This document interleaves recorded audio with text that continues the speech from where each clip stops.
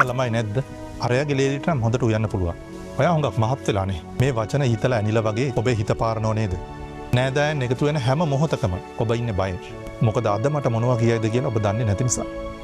මේ විෂ සහිත වචන එහෙම නැත්නම් ටොක්සික් වර්ඩ්ස් ඔබේ ආත්ම විශ්වාසය ටික ටික මරලා දානවා. හිතන්න නිලූක කියලා ලේඩි කෙනෙක් ඉන්නවා කියලා. නිලූක කියන්නේ හොඳට ඉගෙනගත්ත රස්සාවක් කරන තරුණ විවාහක කාන්තාවක්.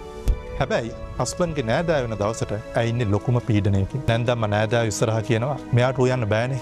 ඉතින් අපි තමයි පුතාට කන්න උයලා දෙන්නේ. නෑදෑයෝ සමච්චලයට hina වෙනවා. නිලූකට ලැජ්ජයි තරහයි. හොරාට මහත්තයා දිහා බලනවා. බෑ මහත්තයා ෆෝන් එක ඔබ ඉන්නවා. ගෙදර අය ගියාම නිලූක අඬනවා. ඇයි ඔයාට බැරි වුණේ මං වෙනුවෙන් කතා කරන්න? හස්බන්ඩ්ගෙන් අහනවා. මෙන්න මෙතෙන්දි රණ්ඩුවක් පටන් ගන්නවා. නිලූකට දැන් නෑදෑයෝ වෙනවා කියලා කිව්වහම උණ ගෙනෙනවා. ඇන්සයිටි එක හැදෙනවා. ඇත්තට මේක සාමාන්‍ය දෙයක් නෙමෙයි. මානසික හිංසනයක්. ඇයි මිනිස්සු මෙහෙම කරන්නේ? ඇයි මිනිස්සු තව කෙනෙක් පහතට දාලා කතා කරන්නේ?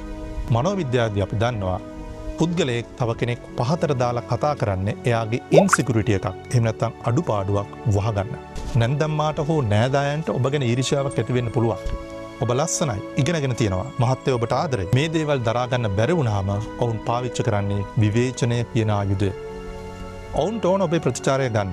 ඔබ ඇඬුවොත්, කෑ ගැහුවොත්, රණ්ඩු වුණොත් ඔබ පරාදයි. මොකද ඔබ ප්‍රතිචාර දක්වලා තියෙන නිසා.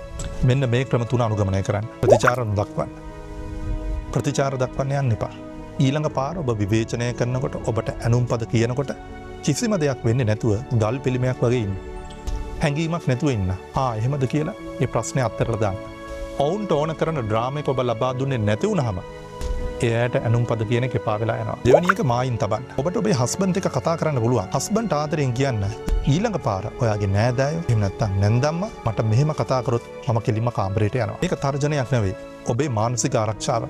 ඔබ ඔබට ගරු කළොත් විතරයි ඔබට අන් අයට ගරු කරන්න පුළුවන්. ඔබේ වටිනාකම දැනගන්න. නෑදෑයන්ට තියා ලෝකේ ඕනෑම කෙනෙකුට ඔබට කතා හදන්න පුළුවන්. විවේචනය කරන්න පුළුවන්. හැබැයි ඔබේ හෘද සාක්ෂිය නිවැරදි නම් කිසිම දෙයකට සැලෙන්න අවශ්‍ය නැහැ. හිත වටේට මෙන්ටල් ෂීල්ඩ් එකක් ආරක්ෂිත වැටක් සවි කරගෙන තියාගන්න. මොන ප්‍රශ්නය ආවත් කවුරු කොහොම විවේචනය කරත් ඔබේ හෘද සාක්ෂිය දන්නවා නම් ඔබ නිවැරදි කෙනෙක් කියලා බය වෙන්න දෙයක් නැහැ. මතක තියාගන්න. හැම නැන්දම්ම කෙනෙක්ම මේ විදිහට හැසිරෙන්නේ නැහැ.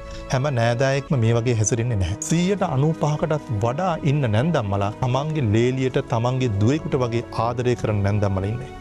ඒ අය තමන්ගේ මුණුපුරන් මිනිපිරියන් බොහොම ආදරෙන් බලා ගන්නවා.